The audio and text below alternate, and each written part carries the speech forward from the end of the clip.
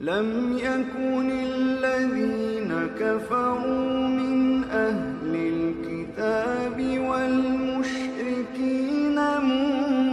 منفكين حتى تأتيهم البينة رسول من الله يتلو صحفا مطهرة فيها كتب قيمة وما تفرق الذين أوتوا الكتاب إلا من بعد ما جاءتهم البينة وما أمروا إلا ليعبدوا الله مخلصين له الدين حنفاء ويقيموا الصلاة ويؤتوا الزكاة وذلك دين القيمة إن الذين كفروا من أهل الكتاب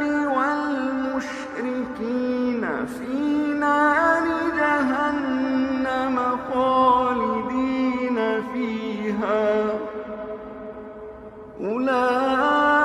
أولئك هم شر البرية إن الذين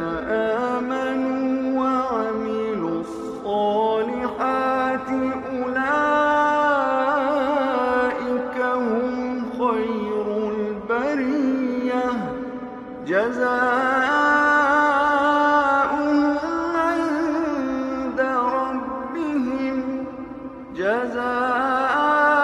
جزاؤهم عند ربهم